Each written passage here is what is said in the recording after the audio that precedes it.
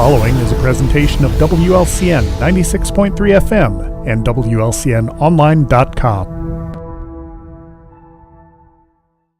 This live video stream is made possible in part by WLCN's live stream technology sponsor, Me Realty, located at 602 Keokuk Street in Lincoln and online at merealty.com.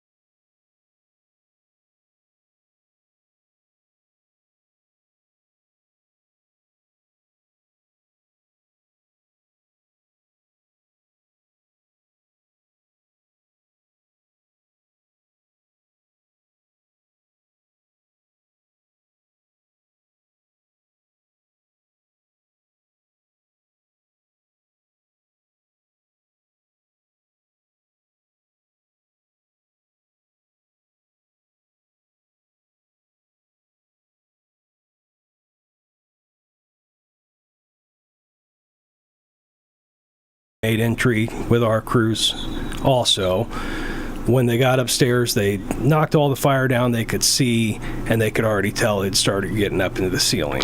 Okay, so let me go back. And folks, if you have questions for Chief Johnson, 217-648-5510, the number to call. You can also email your question, 4pm411 at WLCNonline.com. But you said the call came in. So what happens when the call comes in? How much initial information do you get? Is it just there's a fire and that's it? Or we had very little information. The original call was from an occupant of the building that is unknown to me who that is at this point, that they had a smoke detector going off, and that came on a landline to the firehouse. So Assistant Chief Coffey called over to dispatch and said, hey, we might have something going on.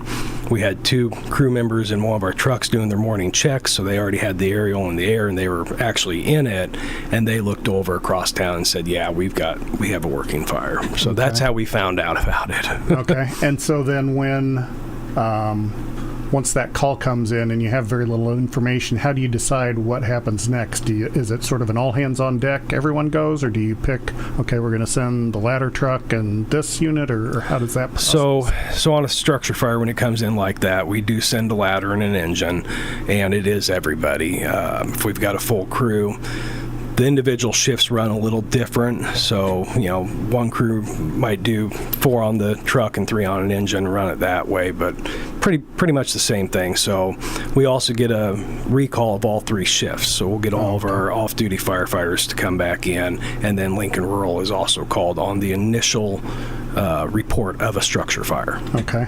And so heading over to Sangamon Street, that's 6 blocks maybe or so from not very far. Yeah, so not too far a trip.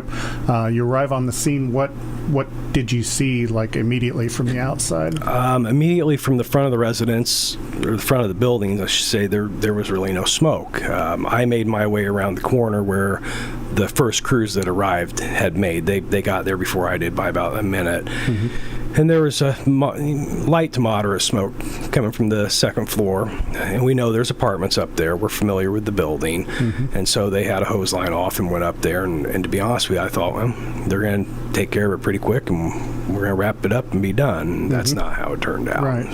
So then once you arrive on scene then, like you said, there's the apartments there, which potentially could have residents, pets, all sorts of things. There's the business or businesses below. The structures are not like individual freestanding structures. You've got structures that sort of share some of the, some of the innards and correct. What am I trying to say? The studs and just the framework.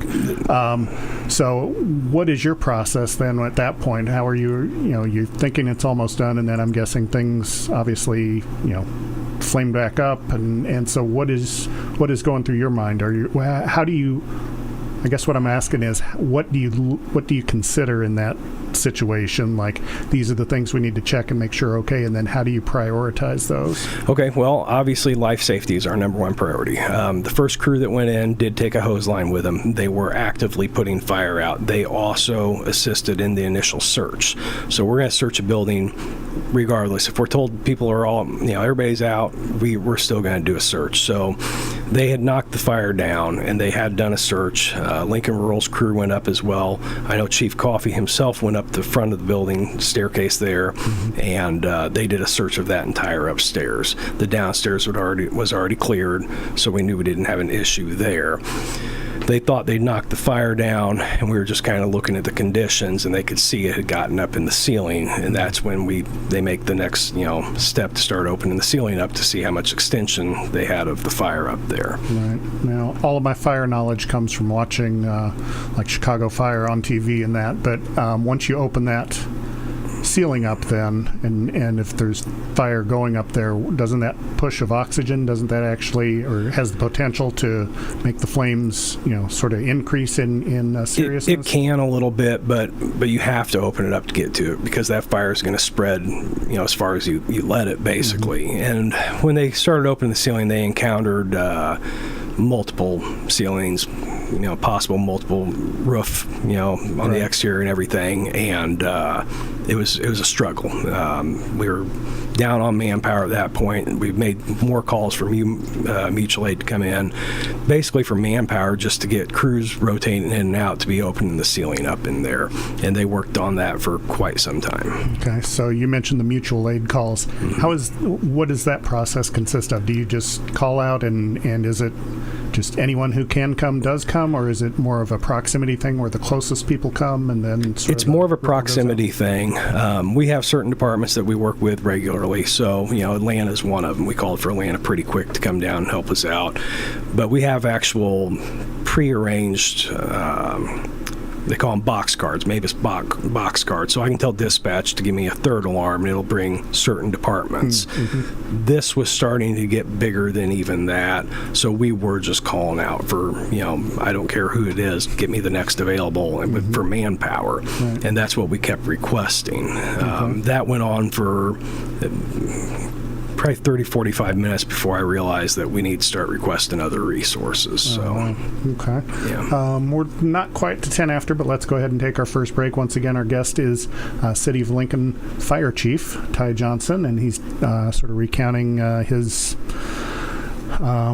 what he went through the day of September 5th, the Sangamon Street structure fire. Also, while we're on the subject, if I could find the slide here, one of the families in that, the Glazik family, there's a benefit for them this Saturday, October 12th. Takes place at the Lincoln Banquet Center. If you're watching on YouTube, you can see the details.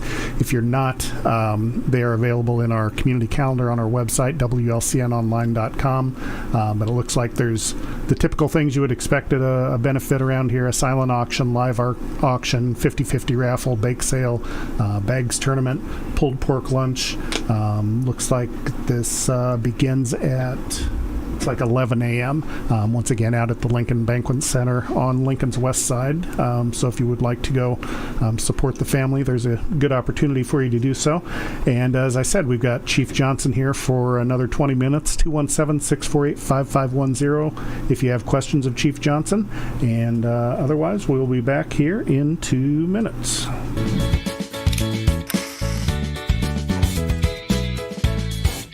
Culver's is a family restaurant. To me, that means being the place that puts a smile on everyone's face.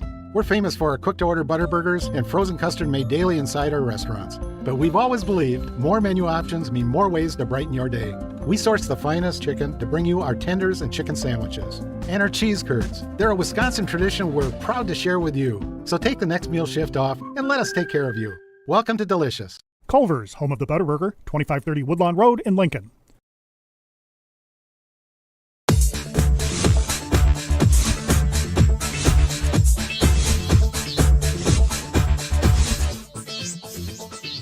Full Gospel Evangelistic Center makes an impact locally and beyond through a wide range of events, ministries, and outreaches. Pastors Steve and Debbie Owens invite you to worship Sunday mornings at 10:30 and attend Wednesday night Bible studies at 6:30. Connect with FGEC online, follow them on Facebook, download their app, and visit their new website at myfgec.org with live YouTube video streams as well as recordings of services and special events. Full Gospel Evangelistic Center, 304 North McLean Street in Lincoln.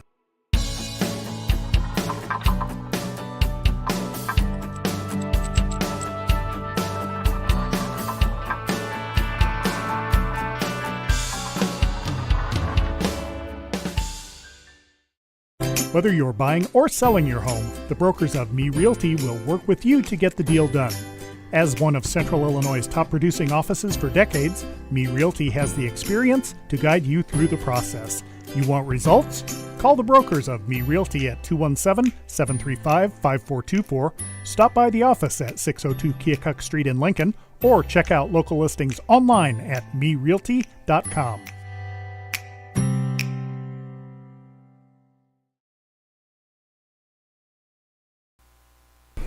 And we are back on the 4 p.m. 411 here with Lincoln, City of Lincoln Fire Chief Get my buttons pressed here. City of Lincoln Fire Chief Ty Johnson, and we're kind of going back over the September 5th structure fire that happened on Sangamon Street there. So right before the break, you were telling me how you went ahead and called for outside assistance and then decided this is going to be big, so you need even more outside assistance. And so you said it was sort of a proximity thing, that you've got those departments you regularly work with that are sort of the first wave, I guess, of your extra assistance. Do you remember how many different departments came, and what was the furthest away one? I would have to go back through the notes. I think there was 27 departments that assisted in some way. Mm-hmm. The initial response, I know we had Lincoln Rural, Mount Pulaski, Atlanta, and obviously our crews that we were working on the inside as much as we could. But I think the furthest away might have been Decatur.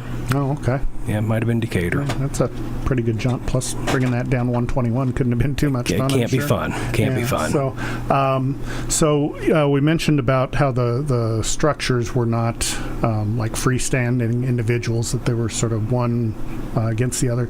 Did that present any unique challenges for you in fighting the fire? Is it like sort of like a row of dominoes, that if this one, something happens here, the rest of the structure can be impacted by that? It did. The crews inside, they were making headway on the fire up in the ceiling, and then they would find more, and then they would think they got it, and then they would find more. And this went on for an hour and a half is how long they worked on the inside. And as the conditions were changing, though, and getting worse, myself, the 3 assistant chiefs from Lincoln Fire Department, the chief from Lincoln Rural, the chief from Atlanta, and 2 chiefs from Decatur chiefs weren't there yet. We were all kind of standing around talking that, maybe this is time. We don't want to lose the block. Mm-hmm. So we're going to set up for a defensive attack if we need to pull all of our crews out, because at a certain point in a fire, the risk, the benefits don't outweigh the risk at that point. And that fire had been going for about an hour and a half. Okay. And then did you... sort of along that same line, were there any unique sort of challenges that this presented, as far as not just the structure, the way the buildings were side by side and sharing some of the load-bearing walls, but then, of course, there was a firearms dealer below, and fire and firearms, I'm guessing, would not be a good combination. Yeah, I was unaware if that shop was open or closed or in business whatsoever, but I did notice early on what it was, so I did ask dispatch to contact ATF, because I knew they'd want to at least send a field agent up, because that's just what they like to do. Sure. It didn't really give us any issues on the firefighting aspect of it, but at the end of the fire, it did change things a little bit, because they held federal jurisdiction, so they took over all the investigation, which was a real relief, to be honest. I mean, it saves us a lot of manpower. Sure. And so that's what they did. Okay. And then so then how long did you have personnel on the scene then that day? We were there at least 2 days. We were there until, I think actually brought some of my notes here. Let's see. It's okay. I've got a video of the fire running right now, so people can't see you looking at it. The fire was under control at 3:31 p.m. Okay. So it's about 7-8 hours that we were there really working before we could determine it was under control. And then, but you mentioned you were there a couple days. That's just in case there's something that reignites or flames up or something. Pretty much. We just kind of babysit the buildings for a while and keep the scene secure. Obviously, it was an open investigation at that time as well. State Fire Marshal's office was also called in to assist due to the size of the building and everything else. So. Okay. Yeah. Once again, we're talking with City of Lincoln Fire Chief Ty Johnson. 217-648-5510, the number to call if you have questions, or you can email your questions, 4pm411 at WLCNonline.com. So we kind of talked about your responsibilities during the active fire and getting that under control. what sort of things have you had to deal with since then? I mean, obviously you mentioned the babysitting aspect of making sure nothing else flamed up, but what other types of duties that you might be going on behind the scenes that you've had to deal with? From our standpoint, from the fire department, we haven't had a whole lot to do with it. We've been left out of the investigation completely. Again, that's wonderful news to me. The city, the code enforcement office and all that, they're working with the building owner. But other than that, the fire department, we've pretty much stayed out of the way since then. Okay. But I would like to go back to the active firefight at the time that we went from an interior attack to a defensive attack. We kind of made that decision that we wanted enough trucks to cover that block. So we called in aerial ladders from multiple different areas. Decatur sent one, Sherman sent one, Lincoln Rolls was there, ours were, and we had 5 ladder trucks set up. Oh, wow. So we knew we were going to have a water supply problem. The one hydrant we were working on was maybe a 500 or 600 gallon hydrant, and I could see one at the end of each block. So one of the Atlanta guys, I said, set up a water supply for us, because that's what they do. The rural departments, they use the tankers. We don't use them. So right. I said I want to support up to 5 trucks, and they took that over. And then one of our lieutenants jumped in and took over a second site, and then one of the members from Lincoln Rural took over a third site. Okay. So they actually had 3 different drop tanks set up that the tenders were running water to, and during that whole time we never ran out of water. Oh, very nice. And they went on their own channel, they did their own thing, they called for their own additional resources. It was one of those things I delegated, and they just did it, and did it well. Yeah, because I know my wife was driving out 5th Street, and I'd mentioned about, this is a lot bigger fire than I thought it was, and she said, well, I'm out here by the bowling alley, and there's fire trucks, looks like a tank truck or water supply truck out here. What in the world? What are they doing out here? And I'm guessing that's strategical, as far as you want as few personnel in the way as possible, but you want them close enough that when you need them, they're not too far away. Well, and they're also taking water from hydrants at different areas of town. We had them out on the west end, we had them out at Eaton, and then even on the east end of town. That way they weren't drawing off the same water mains to try and fill up and bring it to us. Right. So okay. do that. All right. Well, we're at 20 after, so we'll go ahead and take our second break. Once again, we're talking with City of Lincoln Fire Chief Ty Johnson, and stay tuned at 4:30. We will not be ending the show. We're scheduled to have Heather Martin as well as Tammy Bunner in, talking about the Touch a Truck event happening this Saturday, October 12th at Scully Park. But as I mentioned, we've got Chief Johnson here for about 10 more minutes. So if you have questions of him, 217-648-5510, the number to call, or you can email your questions, 4pm411 at WLCNonline.com. An accident or injury can happen any day. If you're living without health insurance, now is the time to find a health insurance plan to protect you and your family. New, low-cost plans cover doctor's visits, hospital stays, prescriptions, preventative care, and more. And you could get a tax credit to help you afford insurance. So call me, Dara Entwistle, 217-737-7581 to help you find a plan that's right for you.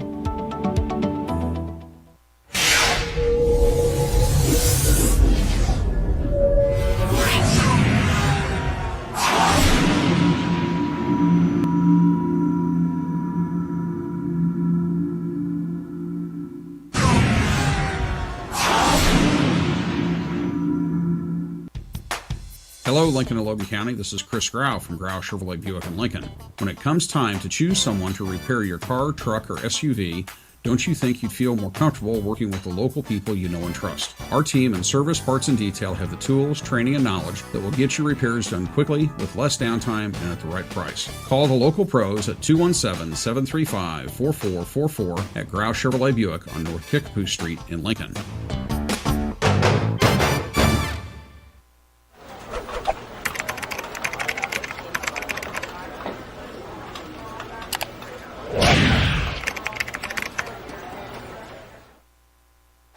Hi, Joe Ryan here with Country Financial. As pensions go by the wayside and your retirement approaches, have you thought about what your retirement income will look like? No, I'm not talking about how much money you have saved. I am talking about a retirement income, a guaranteed paycheck for life. That's right, a paycheck issued to you every month for the rest of your life. Sound interesting? Let's talk. 735 888-4385. And we are back on the 4 p.m. 411 here with City of Lincoln Fire Chief Ty Johnson talking about the September 5th Sangamon Street fire. So you were telling me that you're basically, everything to do with the fire is sort of out of your hands right now, that other entities and jurisdictions are doing the investigation, and so you know as much as the rest of us. That is absolutely correct. And it's a nice feeling. It's a different feeling. It's a lot less work and it's a lot strenuous. We only have 21 guys and three guys are inspectors, but the federal agencies, they've got deeper pockets than we do. Sure, absolutely. So the one aspect we haven't talked about was the outpouring of support from the public. I know I saw the day of the fire some Facebook messages, and I saw a few photos of small mountains of Gatorade and drinking water and so forth. So that, as a fire chief, that had to be a good feeling to know. It was wonderful. The fact that everybody stayed back, everybody stayed out of the way, everybody did their best to not interfere with the efforts. That was the first thing I noticed, because we had multiple departments in town, and then the water started showing up and the food started showing up and everything else. So that it was a wonderful thing to see the community come together like that. And it was all walks of life, the way it sounded to me. There were individuals, there were businesses, there were there were so many sure. people. I don't even know who donated. And in my press release, I said it was so numerous I couldn't begin to say thank you to everybody. Yeah, so if you do, you're obviously going to miss. Somebody. So, yeah. Absolutely. So like I said, I mean, you see, I don't know, firemen I think maybe are different than some of the bad press you see about police officers or some of the bad reps that they tend to get. But again, I would think that outpouring of support would have to be gratifying. It was nice. All right, so we do have a caller here. Let's see if I can get the technology to work. And caller, can you hear us?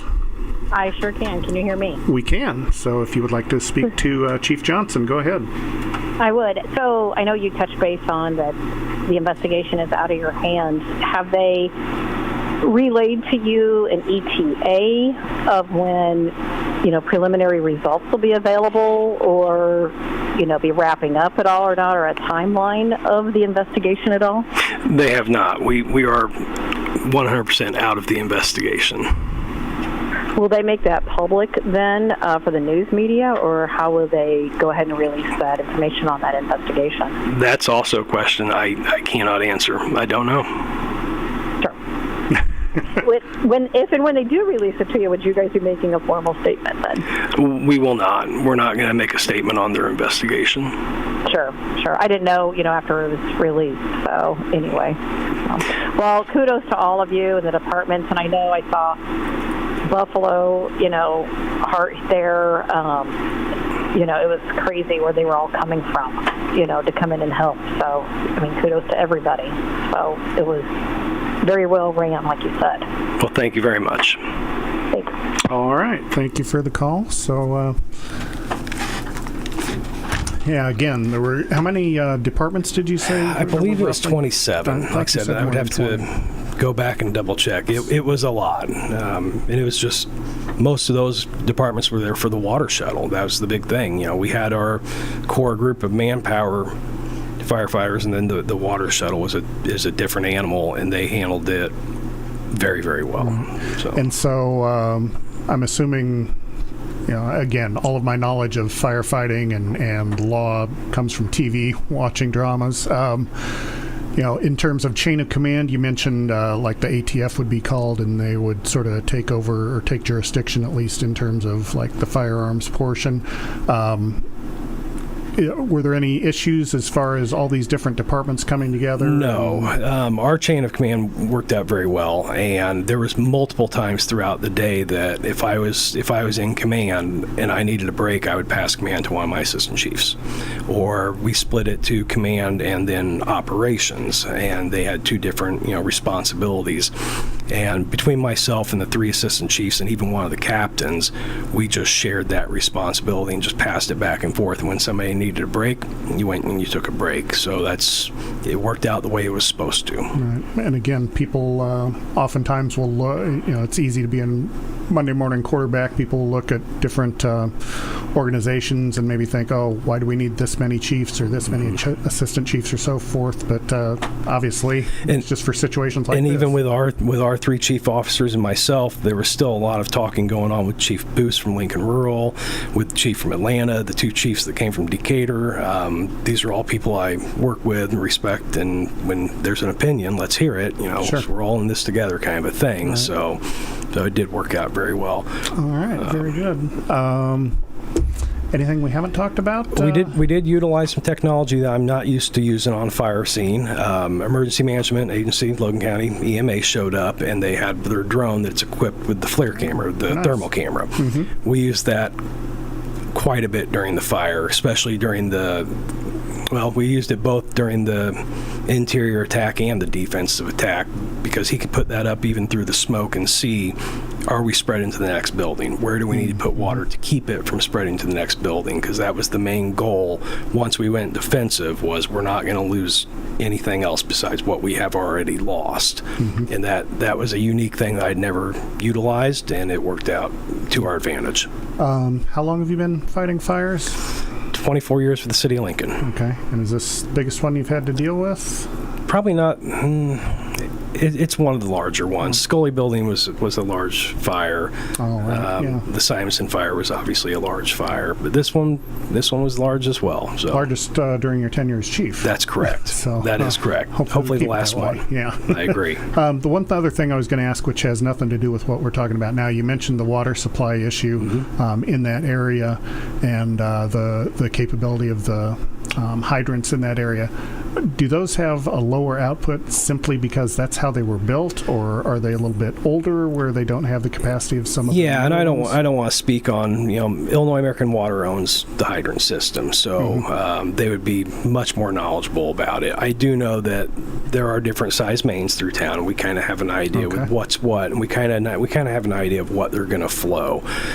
You could have a 10-inch main and a brand new hydrant there, and it's not going to put out the kind of water that we were going to need anyway. So that's why we just opted to use the drop tanks on the 3 different corners and work it that way. That way we had an unlimited supply of water. Yeah. I didn't know, since there were older buildings there, if the hydrant system was necessarily older, if those are separate. And I'm sure, I know the one line, I think on Pulaski, there was one of the smaller ones. I think it's a 6, but either way, we kind of just knew that once we started with the aerial devices, we were going to be flowing up to 1,000 gallons a minute per device, and I called for 5. So quick, simple math says that any hydrant is not going to keep up with that kind of water flow. A little bit of water there. So.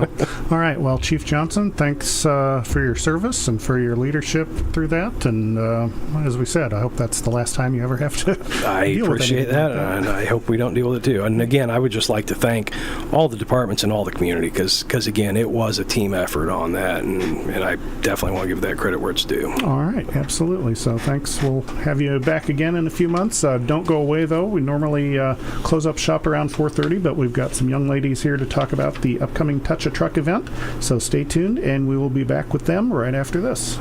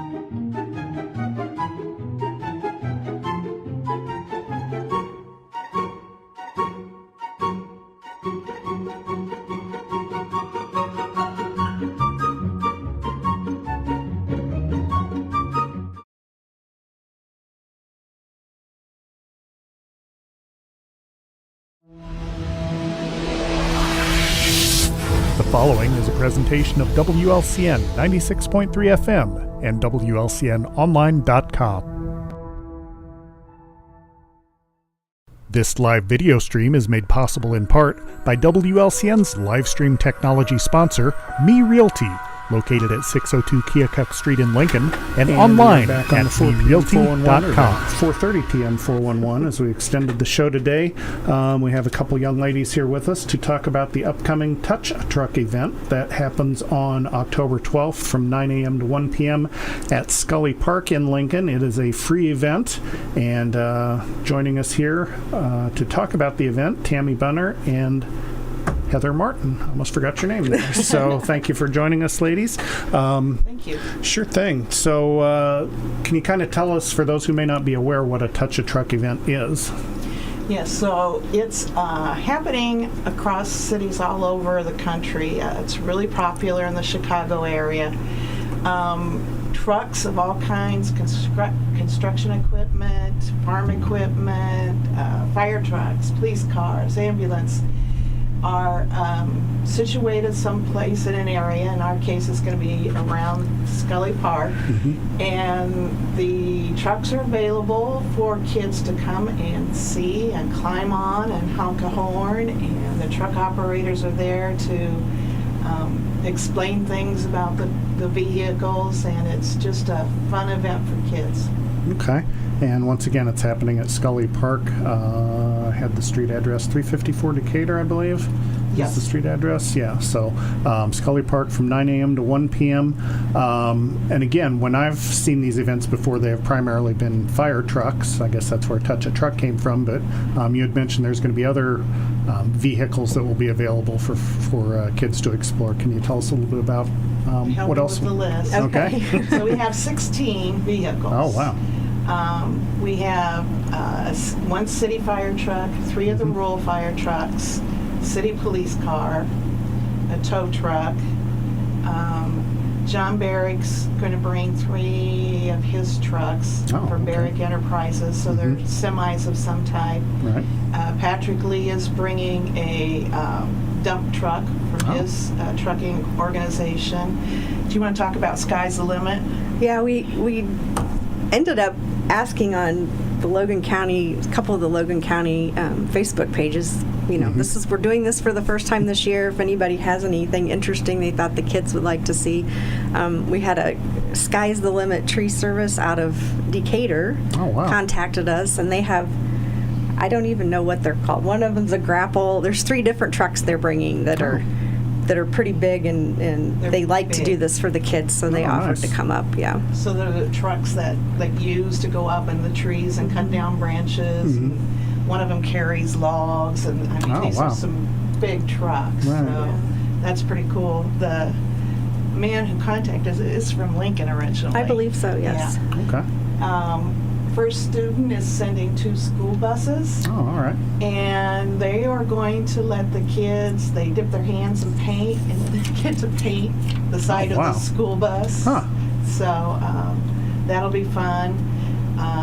RBC Towing, they have a big, beautiful, colorful truck they're bringing.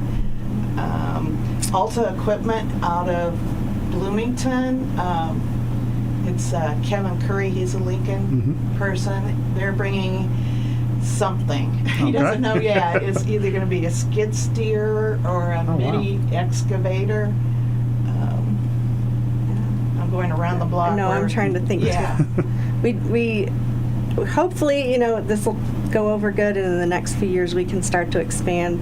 Unfortunately, this is kind of a rough time for farm equipment. Sure. Time of year, we did reach out to a couple places, and they're all tied up, which is understandable. So hopefully we have to move some dates around or something. But so a big thank you to all the truck operators. When we were planning this, it didn't occur to me, but they're volunteering their time, or else companies are having to pay overtime for these truck operators to come and represent their company. So we really appreciate the effort and the time and the money from them. Sure, absolutely. So once again, we're talking with Tammy Bunner and Heather Martin about the Touch a Truck event happening on October 12th. Believe it or not, ladies, you made it to our first break here. So that's 10 minutes worth of talking. So you got another 20 minutes in you think? I guess we'll find out. But we'll go ahead.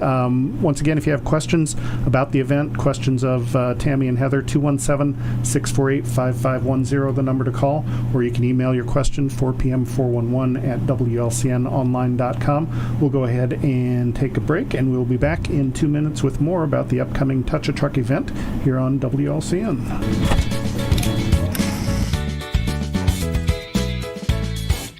Culver's is a family restaurant. To me, that means being the place that puts a smile on everyone's face. We're famous for our cooked-to-order butter burgers and frozen custard made daily inside our restaurants. But we've always believed more menu options mean more ways to brighten your day. We source the finest chicken to bring you our tenders and chicken sandwiches. And our cheese curds. They're a Wisconsin tradition we're proud to share with you. So take the next meal shift off and let us take care of you. Welcome to Delicious. Culver's, home of the Butterburger, 2530 Woodlawn Road in Lincoln.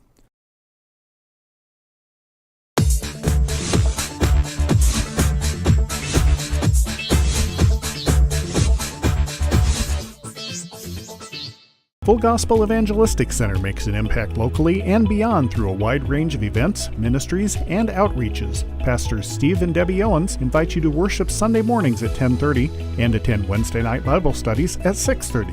Connect with FGEC online, follow them on Facebook, download their app, and visit their new website at myfgec.org with live YouTube video streams as well as recordings of services and special events. Full Gospel Evangelistic Center, 304 North McLean Street in Lincoln.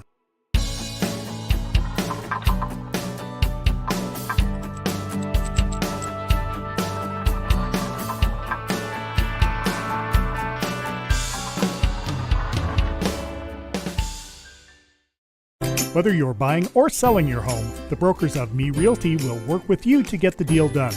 As one of Central Illinois' top producing offices for decades, Me Realty has the experience to guide you through the process. You want results? Call the brokers of Me Realty at 217-735-5424, stop by the office at 602 Keokuk Street in Lincoln, or check out local listings online at merealty.com.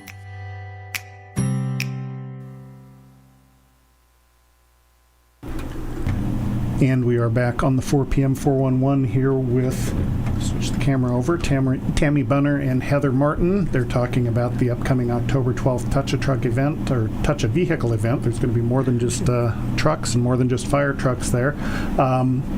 We had a call during the break, and we wanted to make sure and mention this. The event runs from 9 a.m. to 1 p.m., so it will be open then. And again, it is the touching of the vehicles is free.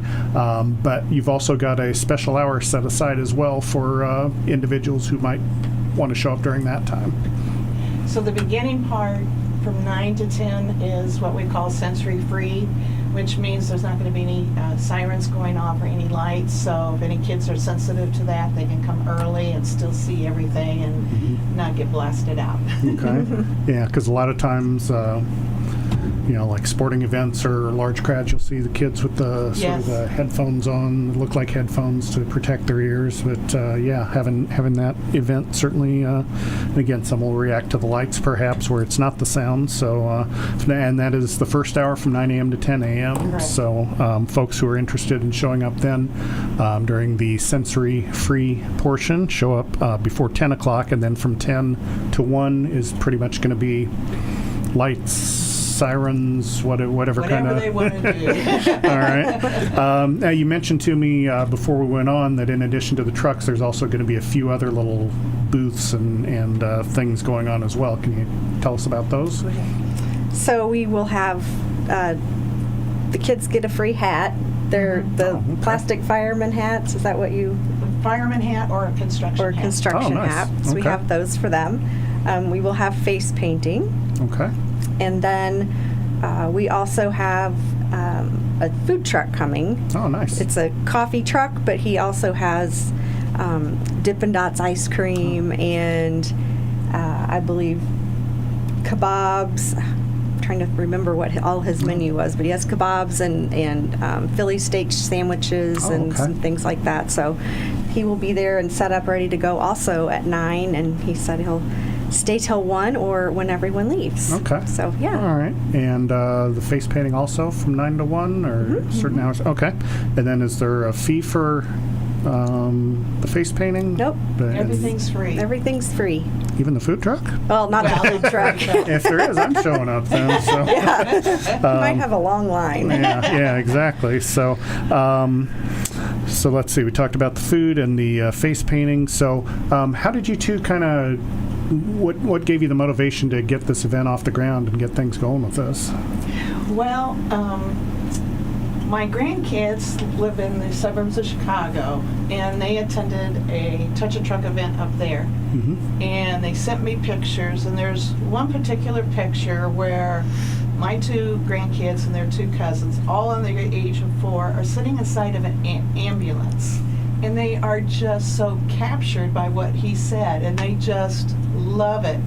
And so I called Heather and I said, I want to do a Touch a Truck for Lincoln. She's like, I'm with you, sister. And so we just started doing it, and we reached out to Logan County Board to get permission to use the park, and the city to get permission to block off the streets, and that kind of generated some talk, and contacted as many trucking organizations as we could, and that's how I got started. Yeah. Okay. We have 3 groups I want to mention. The Lincoln Emblem Club and Logan County Tourism Bureau and GFL Garbage Services all donated to the cause. Oh, nice. Yeah. And then we have volunteers to work. We contacted the Lincoln Women's Club and the Lincoln Emblem Club and asked them to help. We contacted National Honor Society out the high school. Oh, okay. And then we got a couple of online people that volunteered as well. So it's really pulling everybody together. Right, yeah. So nice to have positive things and things for the kids to do that are local rather than having to drive elsewhere. I'm guessing, though, that if folks are interested in helping, either volunteer-wise or maybe throwing some money your way to help support some of the costs that may be associated with the event, how would folks go about doing that? We're on Facebook. Oh, okay. As an event. Okay. So they could type in Touch a Truck and look for that event, and that'd be probably the easiest way to find us. Okay. Yeah, I did notice that because I stole your Touch a Truck graphic when I put it on here for our YouTube feed. So I did notice both of you were listed as the sponsors for the event. So if folks go to the event and look Then at the they'll find sponsors, us, yeah. then they'll find your information. So is there anything in particular that you don't have that you think, wow, that would be great if we had this, that maybe if folks are motivated, they could help out? You know, it would have been nice to have some different trucks that I'm very, very happy we got what we did. We're just hoping maybe next year we can get more of a variety. We did do this pretty quickly, in a matter of a couple of months. So, but other than that, I'm really happy how everything came together. I think it's going to be a lot of fun for the kids. Right. Yeah. We've talked about, like I said, everything's dependent on how it goes this year, and maybe next year we can offer some T-shirts for sale, and maybe we could get a couple more vendors, if they specialize in selling things, kids type things. I don't know. Again, we'll see how the food truck goes over. Maybe we'll do that again. Maybe we'll expand it next year. And just we're kind of in that learning mode and trying to figure out how we want to do this. Okay. Once again, our guests are Tammy Bunner and Heather Martin. I don't know why I want to call you Michelle, but I guess it was the M in Martin maybe. But they're with the Touch a Truck event happening on this Saturday, the October 12th, from 9 a.m. to 1 p.m. We'll be back with more with them right after this. An accident or injury can happen any day. If you're living without health insurance, now is the time to find a health insurance plan to protect you and your family. New, low-cost plans cover doctor's visits, hospital stays, prescriptions, preventative care, and more. And you could get a tax credit to help you afford insurance. So call me, Dara Entwistle, 217-737-7581 to help you find a plan that's right for you.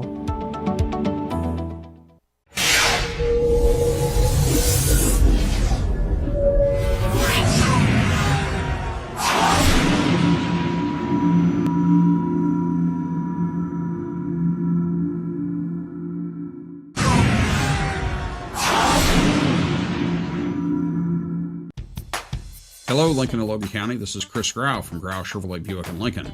When it comes time to choose someone to repair your car, truck, or SUV, don't you think you'd feel more comfortable working with the local people you know and trust? Our team in service, parts, and detail have the tools, training, and knowledge that will get your repairs done quickly with less downtime and at the right price. Call the local pros at 217-735-4444 at Grau Chevrolet Buick on North Kickapoo Street in Lincoln.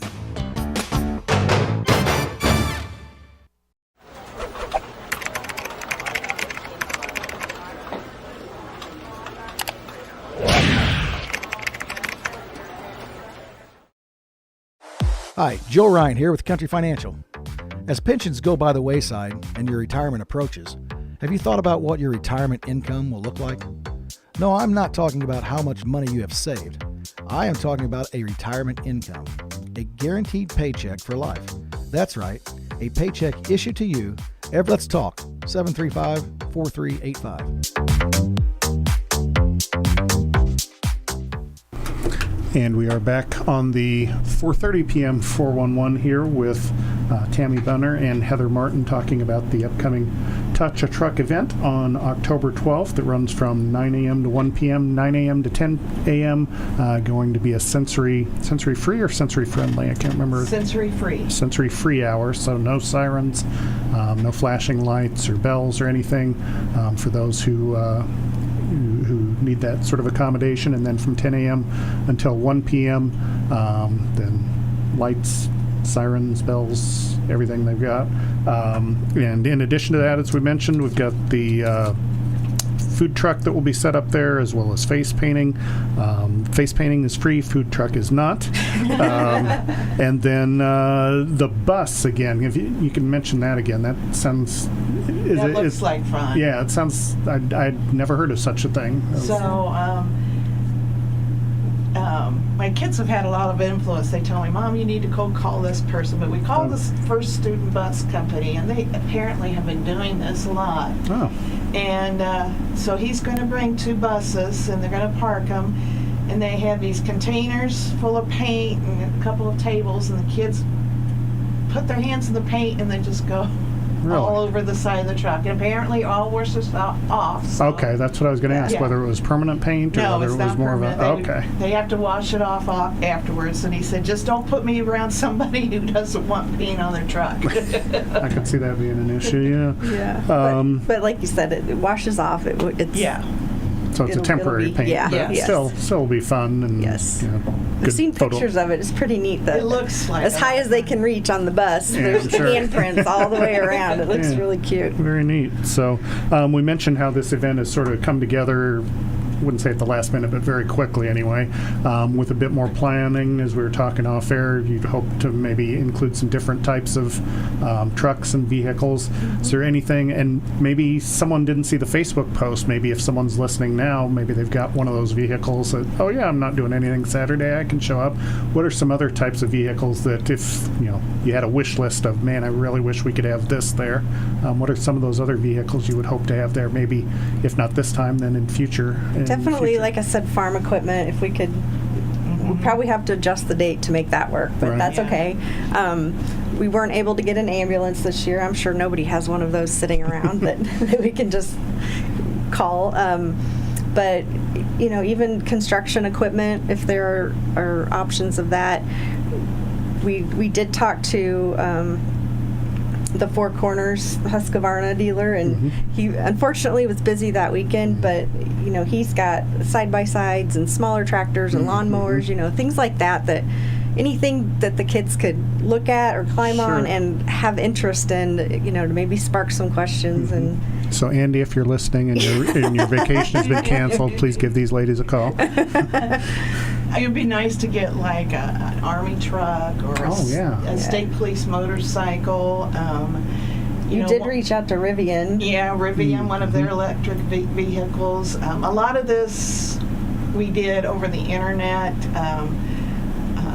In the future, we're going to have time to probably make some more personal contacts and get some of these cool places. But cement truck. Oh yeah. So, but still, you mentioned 16 vehicles or what you're up to. I mean, I think that's a great start for us. Yeah. Like when I think of Touch a Truck, I think of like maybe 1 or 2 fire trucks, or maybe a fire truck and I don't know, maybe an ambulance or a police car. But man, 16, you're pretty much going to fill that block, aren't you? We should fill the whole block. Yeah. We're putting the school buses will park in the parallel parking. Kickapoo Street will be open, but they're going to sit in the parallel parking and face the park. And then the other 3 streets, Clinton, Decatur, and McLean, will be blocked off. Oh, wow. Yeah. So, folks coming up, you may want to make note of that. Some of the street closures, I guess they could park, let's see, maybe at the churches across the street from Scully. The former bank building there. They can still go downtown. So. Oh, that's true. That's true. So, there will be lots going on, but you got a 4-hour event there, so hopefully they can find time to make it there. Once again, our guests have been. Now I'm blanking on your name.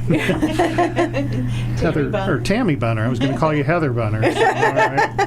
Tammy Bunner and Heather Martin. So the dynamic duo putting this together, the Touch a Truck event, once again happening from 9 a.m. to 1 p.m. on October 12th. That's this Saturday at Scully Park. Street address, if you're not familiar with Scully Park, 354 Decatur Street. It is a free event other than the food truck. And once again, you want to mention your sponsors that have stepped up to the plate and kind of helped out as far as defraying some of the costs or providing things for you? We want to thank Lincoln Emblem Club, Logan County Tourism Bureau, and GFL for their donations, as well as the National Honor Society and Lincoln Women's Club for helping out. So that'd be great. And I had asked you before if folks are interested in helping, volunteering, or throwing money your way, to get in touch with you as the sponsors on the Facebook event page. What types of volunteer opportunities are there if people would like to assist? We have 2-hour shifts set up, and in the morning we got to help get all the trucks located.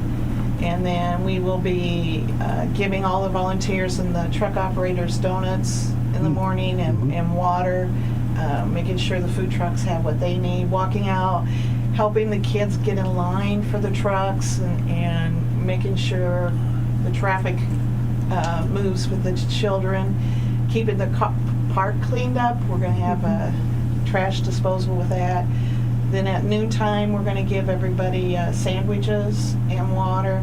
And then at the end of the event, we got to make sure everything's all cleaned up and put away. And so just kind of supervision and helping out and assisting like that. All right, very good. So once again, this is this Saturday, 9 a.m. to 1, sensory free hour at 9 a.m., 9 to 10, and then 10 to 1 is all the whistles and lights and bells and so forth.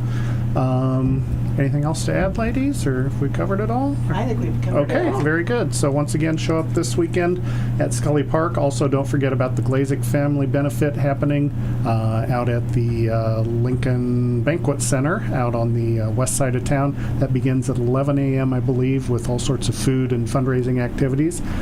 So once again, ladies, thanks for switching your schedule and coming in here for this extended show. And folks, if you can get out to the Touch a Truck event, we certainly encourage you to do so.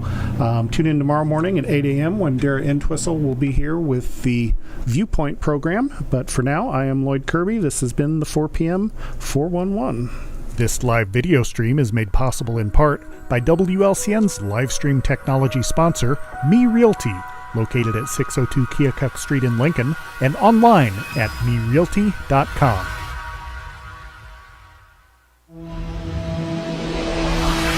The preceding program is a presentation of WLCN 96.3 FM and WLCNonline.com.